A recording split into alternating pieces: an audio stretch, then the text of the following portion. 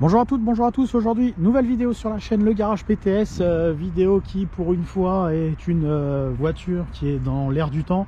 On change un peu des voitures d'occasion traditionnelles ou des voitures type Youngtimer. Là on est sur une voiture qui est tout à fait d'actualité. On remercie Auto Saint-Marc pour la mise à disposition de la voiture. C'est un nouveau partenariat qu'on lance. On fera certainement d'autres vidéos avec des autos un petit peu plus récentes que l'on a l'habitude de proposer habituellement. Donc Auto Saint-Marc, c'est un agent Citroën en Seine-et-Marne. Vous aurez le lien dans la description pour éventuellement faire l'achat, ou que ce soit de véhicules neufs ou d'occasion, utilitaires, véhicules particuliers, éventuellement entretien, réparation. Donc vous aurez le lien.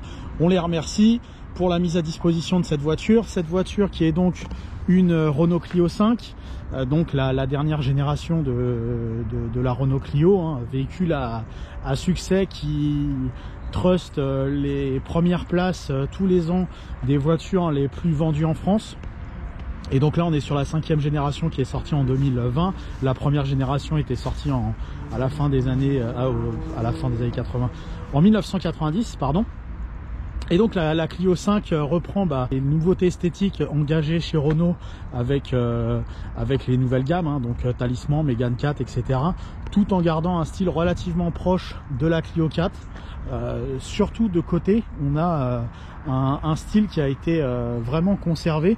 Ça a fait le succès de la Clio 4. Maintenant la Clio 5, elle a un gabarit qui est sensiblement équivalent. Par contre sur la partie avant, l'intégration des feux LED avec ce petit retour sur le pare-choc et les nervures sur le capot lui donne un style assez marqué, tout en restant reconnaissable entre toutes les marques.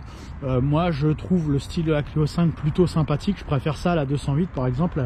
À titre personnel, je trouve que ça fait moins jeu vidéo, moins trop opulent, et sur la partie arrière ça reste discret. Il faut savoir que la Clio 5 a quasiment aucune pièce en commun à la Clio 4, à part certaines motorisations, mais le châssis est complètement nouveau.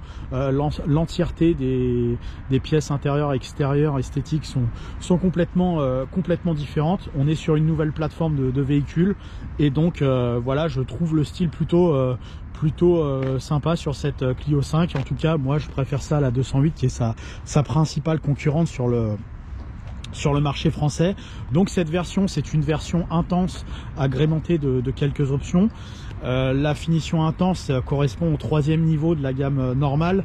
En dessous vous allez avoir des Zen et des Life, et au-dessus vous allez avoir des RS Line et autres initiales. Et donc par rapport à une intense standard, sur la partie extérieure on va retrouver les jantes en 17 pouces. Normalement c'est des jantes en 16. On va voir ce que ça procure d'un point de vue du confort et de la tenue de route tout à l'heure quand on va faire l'essai. Mais donc là on peut constater donc monte pneumatique 205 45 17, donc monte pneumatique optionnelle avec une peinture à effet diamanté.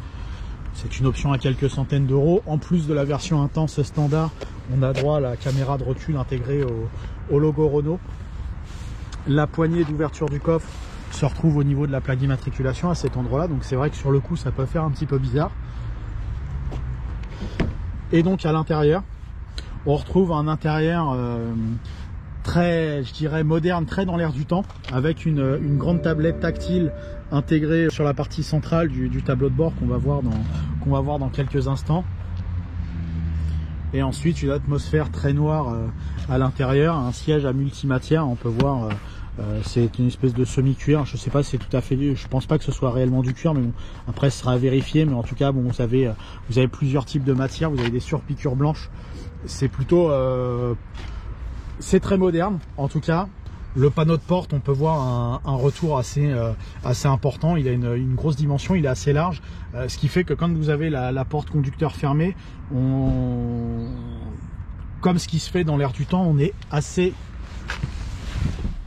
à l'étroit. Voilà, on peut voir quand je suis à bord, on peut voir que le genou touche. Alors moi personnellement, quand il y a le genou qui touche à cet endroit-là, ça me dérange sur long parcours. On peut voir que on est vraiment serré comme dans un cockpit. Ça, c'est les nouvelles générations de voitures. Elles sont comme ça, la 208 c'est pareil. Peugeot a initié ça surtout, je trouve. Une sorte d'étroitesse avec le tableau de bord très proéminent. On est vraiment, vraiment dans un cocon dans cette voiture. Et le passager c'est pareil, hein, comment dirais-je, le panneau de porte revient bien sur lui, puis la console également. Donc très peu d'espace à cet endroit-là. Tant qu'on est à l'intérieur, je trouve que pour une voiture de ville, dans les défauts, on a une visibilité périphérique assez restreinte. Le pare-brise est assez petit, les vitres latérales également, et la vision de 3/4 est, je trouve, assez restreinte également. On peut voir que la vitre, elle est... Alors ça donne un joli style à l'extérieur, mais d'un point de vue très pratique, la vision de 3/4 arrière est assez compliquée. Les rétroviseurs sont assez grands. Alors maintenant, sur les voitures modernes, vous avez une caméra de recul. Donc on va dire que c'est une nouvelle façon de conduire. Mais pour une auto de ville, je trouve que c'est quand même assez important de le voir, hein. On peut voir ici, hein, sur cette partie-là, donc on a très peu de visibilité. Alors la vitre arrière, c'est pas la pire. Il y a des voitures qui sont pires de ce côté-là, en termes de visibilité. On peut voir également que la fenêtre ne descend pas à 100%. Ça fait une sorte de sécurité pour les enfants. Ça permet à ce qu'ils ne sortent pas, mais bon, en même temps, avec le niveau d'ouverture, il n'y a pas de risque qui tombe à mon avis. Mais c'est plus la découpe, j'imagine, de la porte qui fait que ça empêche la fenêtre de descendre un peu plus. On va donc mesurer, comme d'habitude, la largeur au coude disponible. On a droit à un peu moins d'1,25 m de large. Et en longueur, toujours réglé à mon gabarit de siège. Pour les jambes, qu'est-ce qu'on a? On a, c'est pas terrible, hein, 52. C'est assez léger. Donc voilà, moi je fais 1,76 m. Donc mon siège conducteur est réglé pour 1,76 m. Et là j'ai le genou qui touche ici. On peut voir que mon bras... Donc il faudra que je me mette comme ça pour avoir... Donc 4 c'est le grand max, hein. Là le siège passager, j'ai l'impression qu'il est réglé au plus étroit, au plus confort pour l'avant. Donc on peut voir que l'habitabilité est assez moyenne sur cette Clio 4. Les chiffres sur cette Clio 5, pardon, je pensais à la Clio 4 parce que la Clio 4 c'était pareil, c'était pas terrible en termes d'espace à bord. Et le coffre visuellement il est pas folichon non plus. On va regarder ce que ça donne. Voilà, 47 de longueur, on va dire 48, on va être sympa avec lui, et 90 tout pile.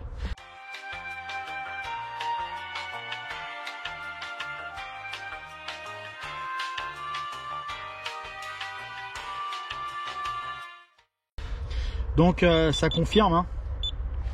Les chiffres sont pas fous. Alors après on a quand même l'avantage d'avoir une banquette rabattable de tiers 1 tiers. On a 3 appuis-têtes à l'arrière, évidemment c'est une 5 places. On a une poignée pour le basculement du coffre. Et donc la caméra ici dans le logo, on peut la voir pour le stationnement. Après pour le reste, les équipements de la version intense, c'est plutôt très correctement équipé, hein. Il y en a même... à mon avis, pour moi, enfin pour un conducteur lambda, je pense qu'il y en a beaucoup trop. On est plus dans aujourd'hui on est plutôt dans le gadget de geek que réellement dans l'utilisation d'une voiture, mais bon, c'est dans l'air du temps, c'est pareil, hein. Donc la grande tablette tactile, hein, il y a deux types de tablettes, il y a les 7 pouces et les 9,3 pouces avec des widgets, des machins, enfin bref. Évidemment il y a la navigation GPS, il y a tous les équipements de sécurité d'une voiture moderne. Encore une fois c'est pareil, hein, il y a, en termes d'équipement de sécurité, il y a même plus que ce qu'on doit retenir. La liste est très longue en termes d'équipement.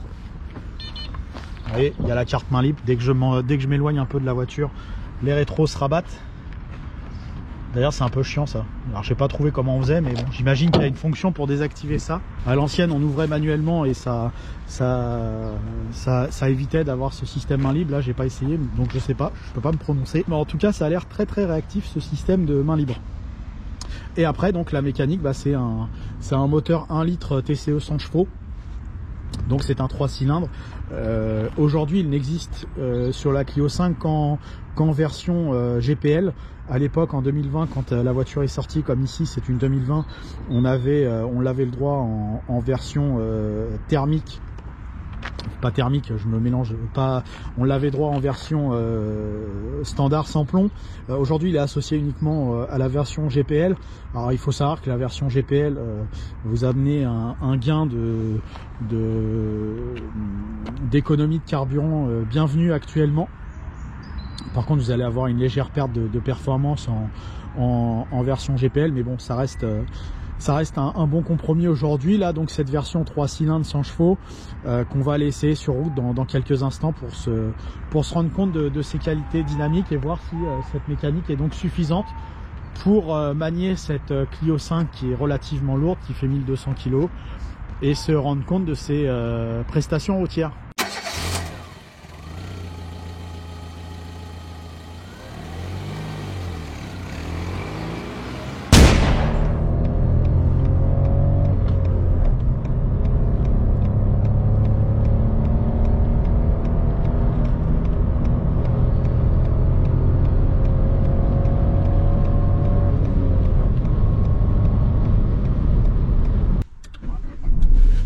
Voici parti pour le test de cette Clio 5 TCE 100 chevaux année 2020. Un truc que je voulais afficher, info véhicule, voilà, Driving Echo. Avant de partir, donc on peut constater que la consommation sur 1350 km est de 6,9 litres au 100. C'est la voiture qui le dit, c'est pas moi. Il me semble que Renault a annoncé 4,4 litres en conso moyenne. Je pense qu'on est un peu au-dessus de ce qu'ils annoncent, mais ça c'est malheureusement de bonne guerre.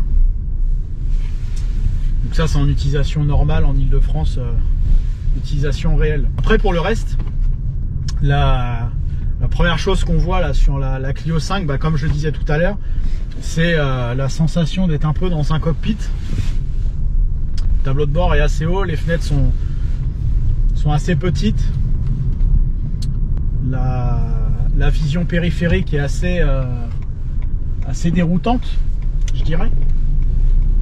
Après, le moteur se fait extrêmement silencieux au ralenti. Il n'y a pas de vibration. Dès qu'on accélère, on a le ronronnement, je dirais, du 3 cylindres.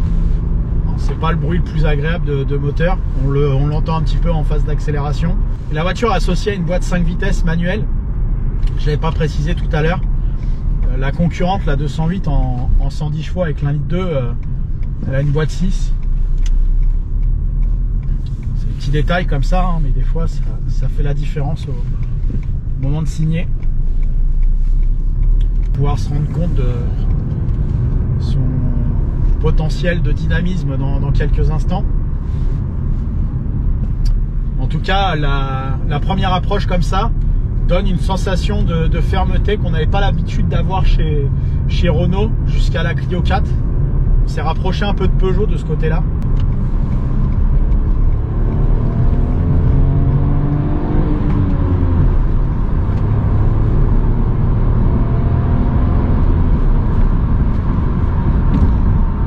Donc la phase d'accélération est plutôt correcte hein, pour un petit moteur de 900 cm3 comme ça, enfin d'un litre pardon, c'est pas 900 cm3, c'est 1 litre.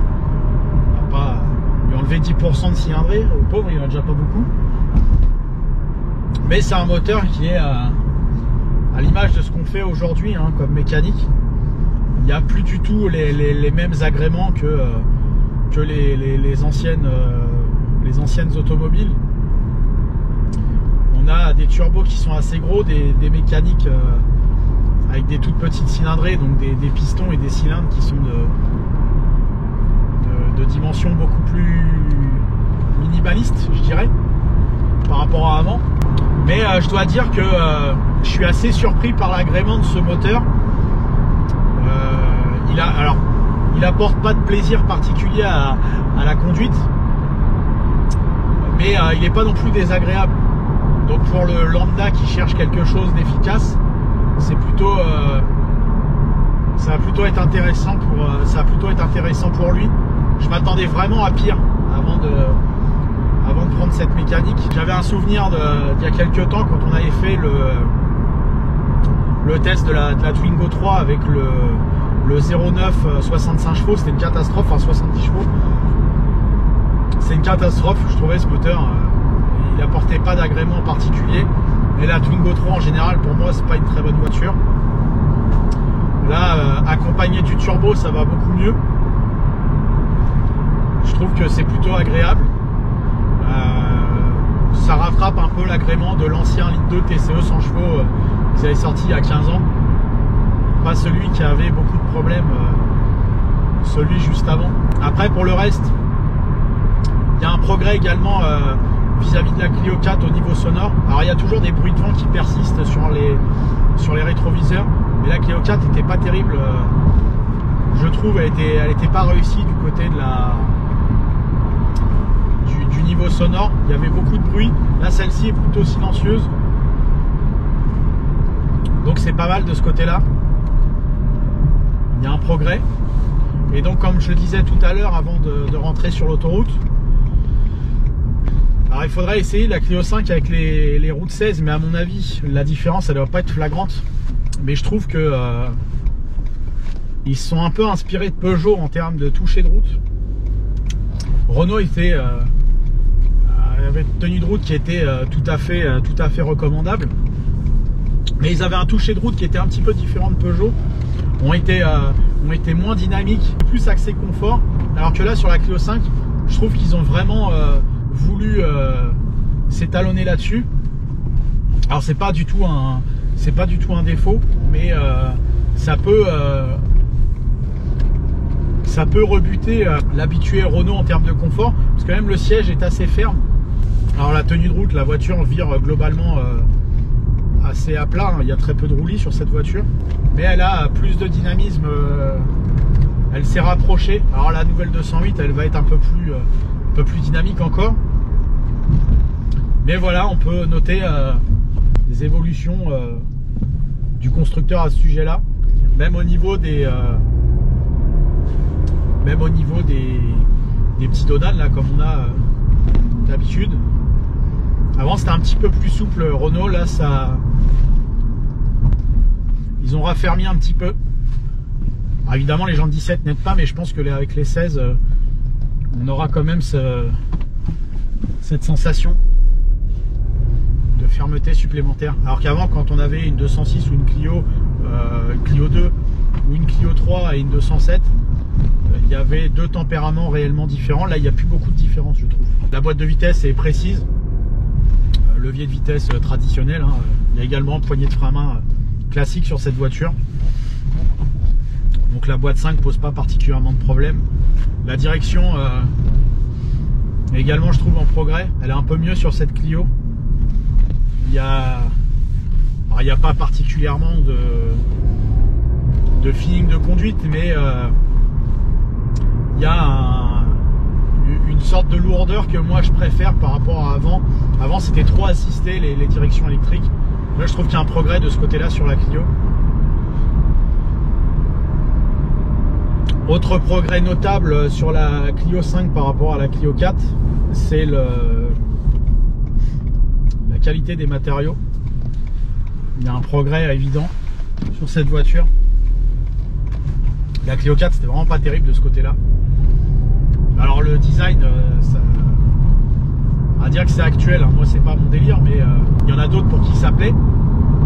Mais malgré tout, par rapport aux Peugeot contemporaines que j'ai pu essayer, je trouve l'ergonomie plus facile au niveau, moi qui suis pas un habitué de ce genre d'artifice sur les voitures, je m'y suis senti plus facile à utiliser cette Clio 5 308 et 3008 que j'avais pu utiliser, j'ai trouvé que c'était un petit peu plus simple à utiliser. On a moins tendance à quitter la route que sur la Peugeot. Alors peut-être que sur la 208 qui est sortie là, il y a quelques temps, c'est peut-être mieux que l'ancienne 208. Après, moi, le système tablette machin au milieu du tableau de bord, je trouve pas ça très joli, hein. Et ça, c'est quelle que soit la marque, hein. À part peut-être les très haut de gamme, encore faudrait voir l'utilisation, mais cette espèce de tablette implantée, moi j'ai toujours un peu de mal avec ça. Je préférais les commandes basiques avec les ensembles intégrés vraiment dans le tableau de bord. Là, j'ai l'impression que ça fait un peu rajouter. Mais c'est dans l'air du temps, donc après, voilà, c'est ce que demandent les gens. Moi, je suis peut-être minoritaire de ce côté-là. Donc finalement, ça en fait pas, ça en fait même une très bonne voiture, la Clio 5.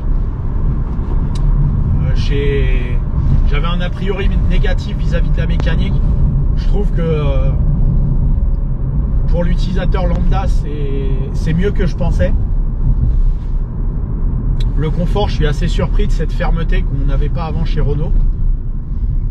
Par contre, là où moi, ce qui me pose les deux choses, je dirais, qui posent problème pour un utilisateur, encore une fois, commun, ça va être le manque d'espace à bord. Moi, je trouve qu'on est trop à l'étroit. Et pour une voiture de ville, la visibilité périphérique est assez contraignante, je trouve.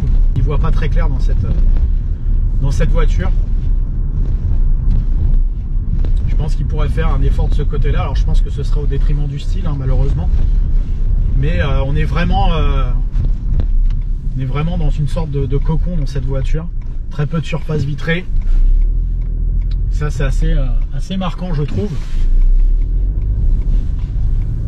Sinon, hormis ça, il n'y a pas de réel défaut, hein, hormis l'habitabilité et voilà, cette problème de visibilité. On n'a pas de, à mes yeux, il n'y a pas de défaut sur cette voiture. La consommation, 6 litres 9 au 100, c'est une consommation moyenne ou normale. C'est pas une qualité particulière. L'agrément moteur est un peu supérieur par rapport à ce que j'avais prévu ou imaginé. Après, tout le reste, évidemment, ça tient la route, hein, mais toutes les voitures modernes quasiment tiennent bien la route. L'équipement, c'est à vous de juger, mais pour moi, il y en a trop, pratiquement, par rapport à ce qu'on a besoin réellement dans une auto. Donc, on va dire qu'il y a ce qu'il faut. Donc voilà, vous avez à peu près l'ensemble des caractéristiques de cette voiture. Et après, du point de vue du style, chacun ses goûts. Certains ont préféré la C3, donc la 208, donc la Clio. Moi, je serais plus Clio d'un point de vue du style par rapport à la 208. Mais encore une fois, ça, c'est une affaire de goût. Voilà, merci à vous d'avoir suivi ce nouveau test sur la chaîne Le Garage PTS. Merci à vous pour votre fidélité. N'hésitez pas à vous abonner, à aimer, à commenter Le Garage PTS sur YouTube. Merci à vous, à bientôt.